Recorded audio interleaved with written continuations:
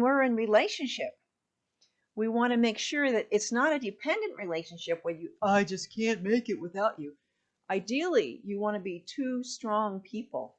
You know, in that Gahil Gibran, in his poem about marriage, he talks about two trees standing nearby each other, but then they grow up and then their branches interface to create a canopy for whatever is growing between them, their family and all of the things that they create. But if they get too close, then they get intertwined and gnarly, and neither one of them is very strong. But if they're standing two independent, strong trees, then you have this strong relationship that can expand out and support other people and other activities. So today, though, I want to take a little bit different look at it, and I want to consider how each person is lifted up by their community and how we have a relationship as a community. As we is greater than me, we can go further together, right? So there is as much love and caring and dedication in that community as you have in a relationship. I know when I've been active as a practitioner for decades, but I know when I went through several years after my first husband passed away, I was the one that needed to receive. And so all of that loving came back to me, and the support of the practitioners and the people in the center where I was. And there's two excerpts that I'd also like to share with you from the CSL Declaration of Principles that Ernest Holmes wrote back in 1926. The first one is, we believe in the incarnation of the Spirit in everyone, and that all people are incarnations of that one Spirit. We believe in the unity of all life, and that the highest God and the innermost God is one God. Right? So it comes back to that oneness, of the Ubuntu that Shirley was talking about this morning. And Ubuntu is a part of the Zulu life philosophy. I am because we are. You know, that statement recognizes that in community, we are a gestalt of consciousness. And who we are, if you take us out of we need the context of our community to really explain who we are. There's so many things about us that are determined by that community and where we live. But it also means that the whole is greater than the sum of the parts, right? 1 and 1 is more than 2, right? And each individual is lifted up because of the support of the group. And it's not just the support of someone special who stands by their side, which is fabulous and important, but it's also that whole community supporting each individual and that couple, really, right? Now, and all of this Ubuntu idea is similar to that CSL idea that spirit is incarnated in every person, and all life is unified as one with God and with each other. Right? There is no other. It's just another part of ourselves. Now, in South Africa, Archbishop Desmond Tutu offered a definition of Ubuntu in his 1999 book, No Future Without Forgiveness.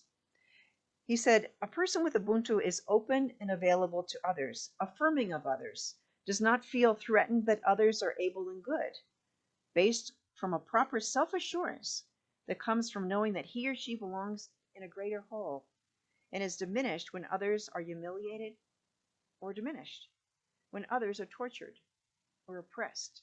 You know, each person in that community has to be treated with that love and respect, right? Now, Tutu further explained Ubuntu in 2008 in a talk that he gave called The Brief Meaning of the African Word Ubuntu at the Ubuntu Women's Institute. And he said, one of the sayings in our country is Ubuntu, the essence of being human. Ubuntu speaks particularly about the fact that you can't exist as a human being in isolation. You know, it's about those relationships that are make us who we are. It speaks about our interconnectedness. You can't be human all by yourself. And when you have this quality, Ubuntu, you are known for your generosity. Right? We think of ourselves, Tutu says, far too frequently as just individuals, separated from one another. whereas you are connected and what you do affects the whole world. When you do well, it spreads out. It is for the whole of humanity. Stanley Samkaj explains that there's 3 maxims of Ubuntu that shape the philosophy, and I'd like to share with you the third one. The third maxim is a principle deeply embedded in traditional African political philosophy that says, the king owed his status, including all the powers associated with it, to the will of the people under him. Right? The king. Right? So even the king was in power only because he had the support of the community. He was supporting them and they were supporting him. At Nelson Mandela's memorial in 2013, President Barack Obama spoke about Ubuntu. He said, there was a word in South Africa, Ubuntu, a word that captures Mandela's greatest gift, his recognition that we are all bound together in ways that are invisible to the eye, that there is a oneness to humanity, that we achieve ourselves by sharing ourselves with others and caring for those around us. So it's really about this whole idea of oneness, of caring for each other, each person. Jesus talked about, if you have done unto the least of these, my brethren, you have done it unto me, because it is truly part of the one, right? Now, in South Africa, they acted on this in many different ways. And one of them, Mandela, when he took over as the president after apartheid, he based the Truth and Reconciliation Commission on the ideas of Ubuntu. It was a process to heal his country from the collective painful memories that were left under the human rights violations during the apartheid period, which were massive. But the commission's emphasis on gathering evidence and uncovering information, both from victims and perpetrators, was not on prosecuting the individuals for the past crimes. Instead, he wanted all of his people to let go of the past, embrace that Ubuntu that brought them together as one, and move forward together. Right? Now, and Shirley talked about that process in the village, where they would bring someone who had done something wrong, and rather than putting them in jail or whatever, they would bring them there and talk about the good things that this person had done. And it's kind of like on the scales of justice, you weigh weigh what's going on, and so the good things will generally outweigh the bad. I mean, we all have things that we're not proud of that we've done, but we focus on doing the good things and doing them better every day for all people. Now, in her book, The Path Made Clear, Discovering Your Life's Directions and Purpose, Oprah Winfrey says, or she quotes Thich Nhat Hanh, who said, deep listening is the kind of listening that can help relieve the suffering of the other person. You can call it compassionate listening. So this is a skill that, and when we are in relationship as a part of a community, when we are hurting, I mean, they say everything is either a call for love or a call for, everything is a call for love, right? And so, so when we listen to someone with that compassionate listening, we are allowing them to speak up and ask for that love and to receive it, rather than remaining in fear and condemnation of themselves. Right? Now, in America, independence is an American goal. Ubuntu is not part of our country's major ideals, right? We want to be independent, and for many people, their highest goal is that absolute determination that they want to be independent, free of society's directives. They want to call all the shots in their life, right? But in fact, they may be limiting themselves from creating something even greater that they could through interdependence and cooperating with others, right? Stephen Covey, in his great book, The 7 Habits of Highly Effective People, he has a section called the Maturity Continuum. And he explains that we are all born as infants who are totally dependent on others. You know, as someone who, without someone to care for us when we're first born, we would not live more than a few hours or at most a couple of days, right? And so dependence, when we stay in that as children, and we want to grow up, but not everyone does.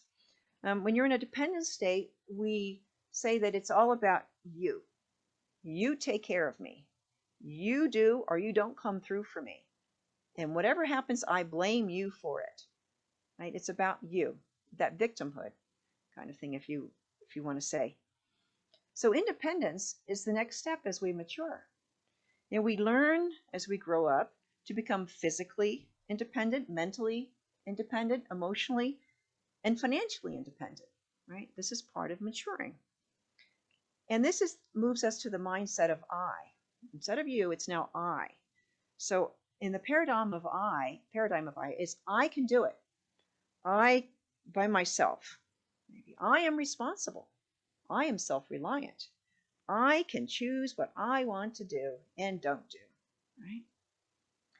This is the me perspective. Right? I serve me. What's in it for me? I'm going it alone. I can disregard other people's input and contributions. And this might be good for your own creativity and getting you out there and getting to try out your own ideas, but it stifles the creativity of others. Because if they don't fit in with your idea, then you'll just dismiss it, right? Now, according to Covey, the next step then is interdependence. We don't stop developing, hopefully, at independence. We learn to be interdependent. For Covey, interdependence is the paradigm of we. We can do it. We can cooperate. We can combine our talents and abilities and create something even greater together. Human beings are social creatures, and they're stronger when we work together as a group, whether that group is as a couple, as a family, a business, or a community, right? People crave connection, right? We love small groups. It's why in a tribal culture, it's so strong in the parts of the Middle East and Africa, because it gives that sense of connection, and it gives them the context of who we are in that sense of a we culture.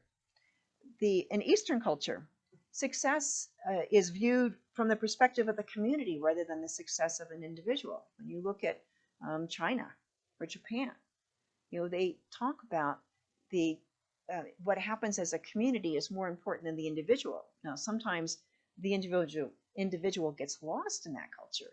So you want to have that independence and the interdependence going at the same time, ideally. But in that culture, the we is much more important than me. So interdependence is a natural state of being, since we are all part of that one life that is God, that is expressing in and through and as each one of us as an individualized expression of God, and as that group as a whole. When you have a jigsaw puzzle, it has multiple pieces, and you need all of those pieces to make a whole. If anyone is lost, you don't have a whole. Something's missing.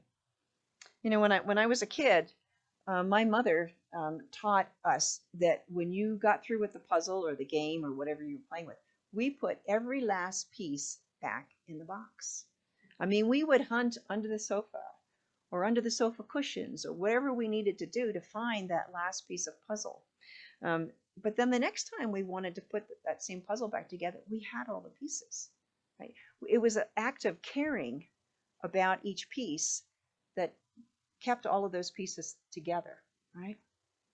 And so each piece also is in service to the whole, right? I mean, have you ever seen a puzzle where you have the picture of the lion right in the middle and the eye piece is missing?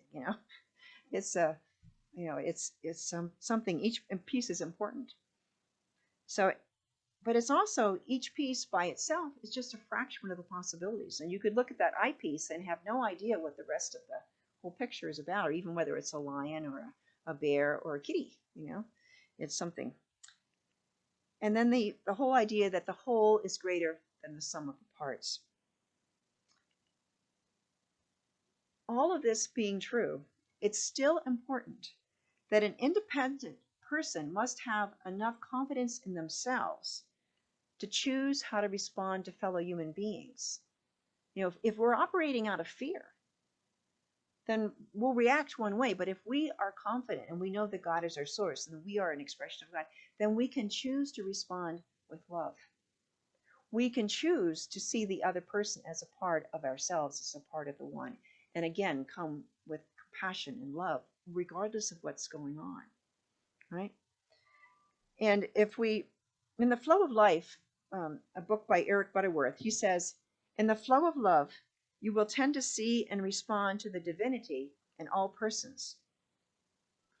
And otherwise, our fear, our insecurities, or even our neediness may cause us to blindly just protect ourselves from other people by building that protective shell around us. It separates us, right? And when we come from love, especially when we're tied into that infinite love of spirit that's coming in and through and as us, endless source, right? That's continually available to us. Then we can allow that love to continually flow through us if we haven't shut ourselves off into a protective shell, right? Because we're supported from the inside out, but it also circulates back to us as that love circles out into the world and comes back to us. This is where our true power and wisdom can reach their highest potential as individuals and as a group, right? There's a quote that I heard when I was young that has always pulled me forward and upward. It's by John F. Kennedy. He said, "Ask not what your country can do for you. Ask what you can do for your country." Right? That is that kind of selfless love that shows in independence, because you're going to be doing something for your country, but it's also the interdependence of we built this country together. Imagine how that would transform our country today if we were living by this adage from John F. Kennedy, and Congress might get to a consensus, or the issue of mask or not masking, or vaccinating or not vaccinating. I mean, all of these things, if you go to that higher level, they just become secondary to supporting and loving each other and creating a great country together. Interdependence is most powerful when each person is a strong, independent individual who also appreciates the gifts that other people bring to a situation. It's like a quilt. Each piece of that quilt is beautiful on its own. And then the entire quilt together is as magnificent as a collective patchwork, right? The greater the diversity of the individual pieces of the quilt, the brighter, the more colorful, and the more glorious the whole quilt can be, right? I mean, all of that love and attention and creativity that went into creating each piece put together into that whole quilt. And so I love the quilt that's the Center for Spiritual Living, Tahoe-Truckee. We have this, each piece of our quilt, each person that's a part of our community is such a unique and brilliant light on their own, right? Each of us has their own story that's made us the piece of quilt that we are. Each, some events in our lives, the motivation, the beliefs that we each have, some relationship that's made us each who we are. Right? And there are also additional pieces of our quilt that are still out there, right, waiting to join us. And we don't even see them yet, but these new people that are being attracted to our quilt, their lives will be enhanced when they join us, as will our lives. As we grow together, we learn to appreciate each other's gifts and to enhance each other. The more that we can flourish and go further together. In the book Seed of the Soul by Gary Zukav, and that's an amazing book if you haven't read it, when you release the wants of your personality in order to accommodate and encourage another person's growth, you attune yourself to that person's soul, right? So it's that essence of who they are. That's the spirit of God that is expressing itself in, through, and as them. And imagine the amazing synergy for both you and the other person, when you attune to another person's soul. As individuals co-creating together, humankind often attains its highest levels of achievement. And when we really tune into the essence of who we are and we get beyond the expectations and beliefs, there's a Japanese proverb that says, a single arrow is easily broken, but not in a bundle. Right? And so as an individual, we have a certain level of strength, but when we combine all of those arrows together, in that big fat bundle, you can't break it nearly so easily.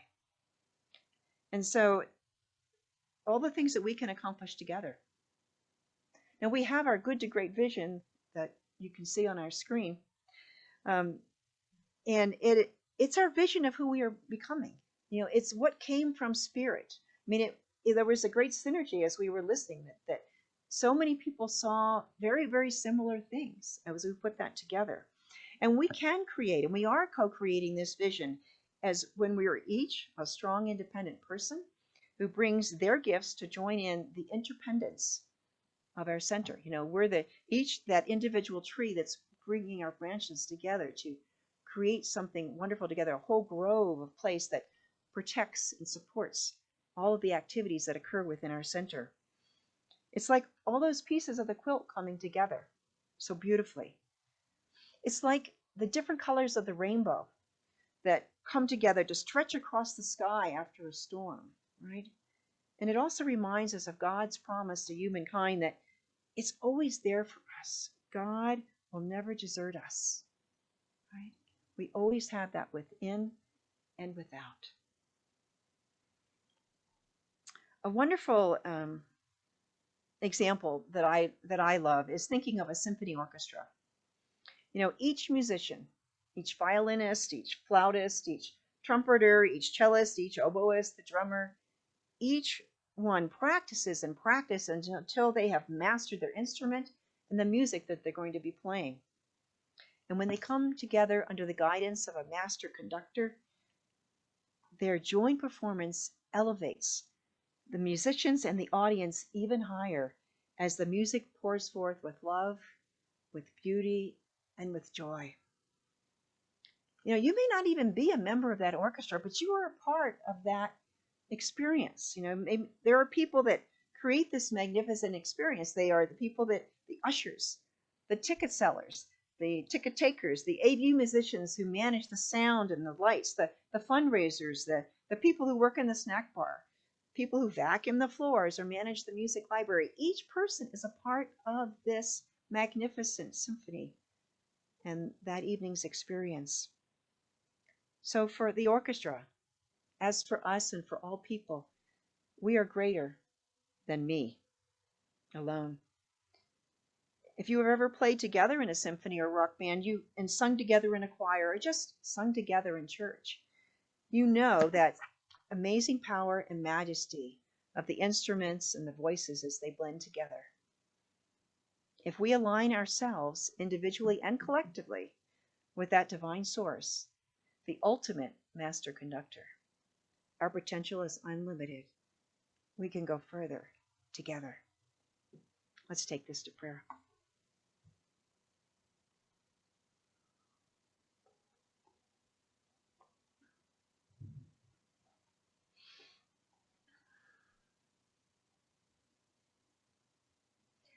And so in this magnificent day, where we see God everywhere, in the beautiful blue sky and the waters of Lake Tahoe, a bird chirping, the wind blowing, and our warm, cozy room where we are. We see it in the eyes and the loving arms of the people that are gathered here. It is all God, and it is all good. And so as each one of us is grounded deep in spirit, our roots growing down to gather that nourishment, we rise tall and strong each person a beautiful expression of God with all of its wisdom and strength, supported perfectly from within and from without. And we gather, our branches cross. And there is this wonderful, safe place that we create as the Center for Spiritual Living, Tahoe-Truckee. And it is the physical space that we have here, but it is that space within our hearts and minds that allows each one of us to release whatever it is in our past that has been holding us back and be fully present in the moment, and to know only God, to know only wholeness and peace and beauty and love and joy. And we allow that safe space to be here for everyone that is attracted to this space. And we open as we embrace all. Every person is welcome here. Every person with all of their unique gifts and things that we understand and don't understand and have yet to understand. But we embrace it all, love each one just as they are, for they are a creation of the One. This is the spirit of Ubuntu. This is the spirit of God's love. And each one of us seeks to embody it in greater measure every day. This is our center. This is the truth of who we are as individuals and collectively. And I am so grateful that this love ripples out into the world, healing, transforming, touching, assuring, knowing that all is well and all is good. Everything that would block it is just gently soothed, dissolved, and there is only the One.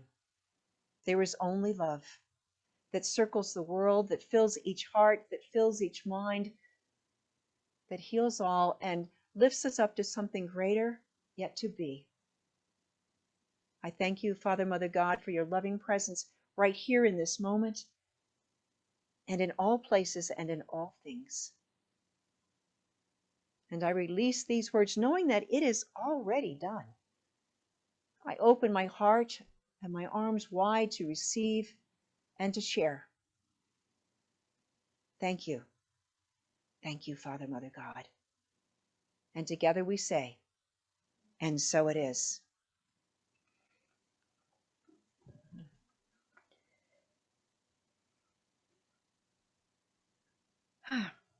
So we have one more song from Callie this morning, and it's a song called The Climb.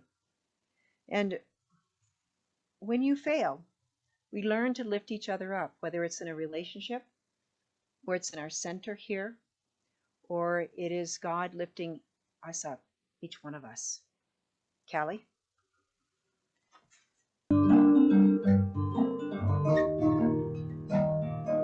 Say you'll never leave me and I'll always be your girl. Just give me your attention and I'll give you my whole world.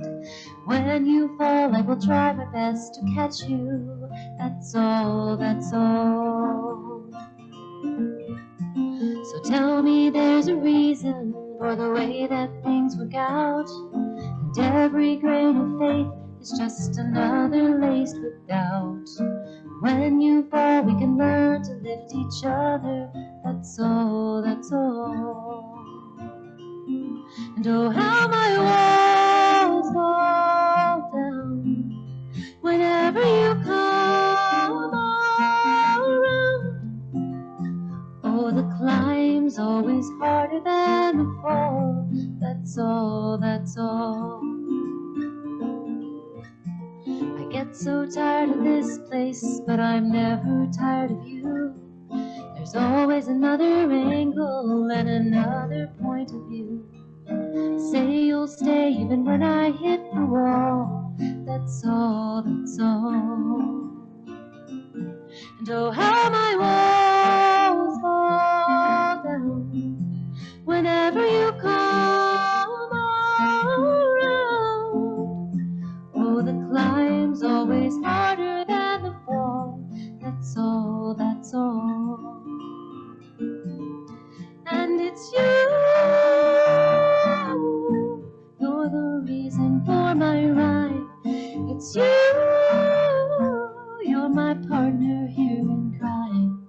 It's you. Say you'll stay with me even when I fall behind.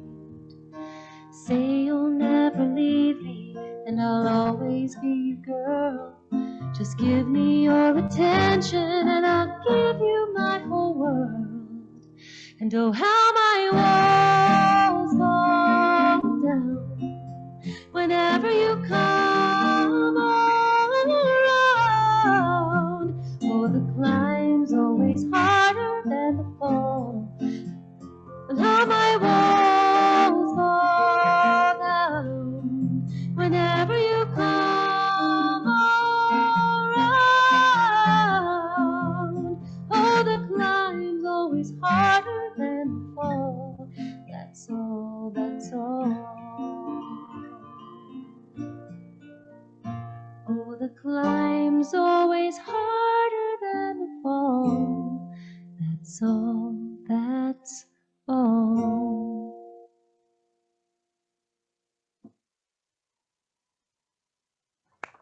It's lovely.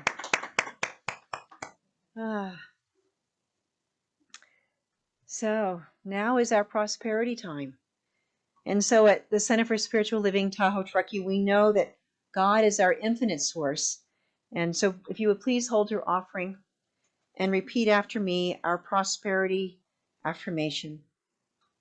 And if you are out there in Zoom, you know what it is. And if you're here, we're going to just say it in our hearts because it's not on the screen.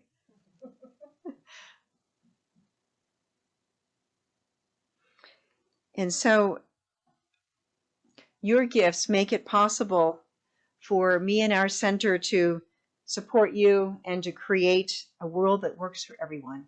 God is our infinite source that supports us with great abundance, reliably, always there, always there. And I know that each one of us is guided to see that source, to let go of anything that would be blocking it.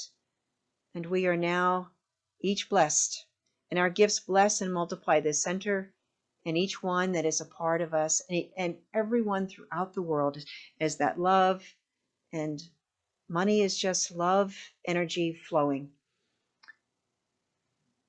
Thank you, Father, Mother, God. And so it is. And so if you're in the sanctuary, we have our offering basket.